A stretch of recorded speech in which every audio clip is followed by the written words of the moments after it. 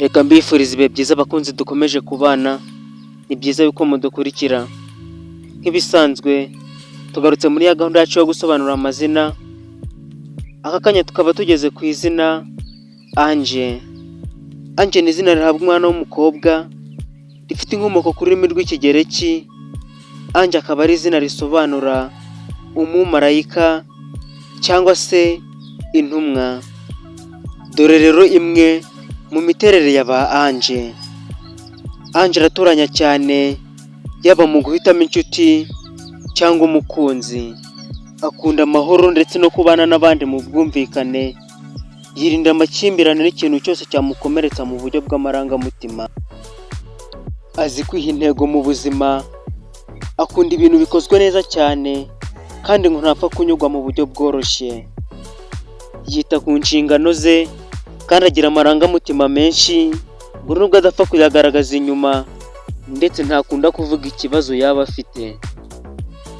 Ange ni umunyakuri, agakunda abantu ndetse no kubagira inama. Yihagararaho kandi imyanzuro ye ngo ntikuka, kuko muri we ngo ntaba yiyumvisha ukuntu undi muntu yamuvuguruza ku cyemezo yafashe abitekerejeho. Ahorana ibitekerezo bishya, agwa neza, agira urukundo rwinshi kandi akunda gutega amatwi abantu akunda. Mu bwana bwe Ange aba atuje, nta marere kandi akunda ibikinisho.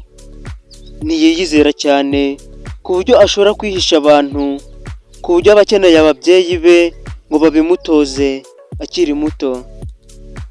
Dore rero bimwe mu byo Ange akunda.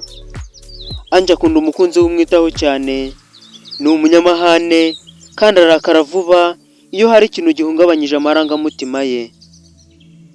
Akunda umuryango we n'inshuti ze cyane, gusa aba ashaka ko abo yagengereje neza nabo bamwishyura.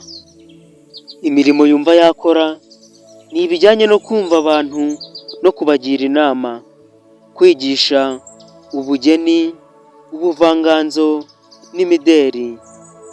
Ngaye rero ubusobanuro bw'izina Ange. Niba nawe hari izina wifuza ko twagusobanurira, twandikire muri komenti tuzarigusobanurire. Hagati aho nugenda udakoze subscribe, ukore like, utere na komenti, ukande no kunzogera kugira ngo buri uko twasohoye ikiganiro gishya ujye uhita ukibona mu ba mbere. Ndabashimiye mwe mwabanye natwe muri iki kiganiro, mbararikira gukurikirana icy'ubutaha. Imana ibarinde.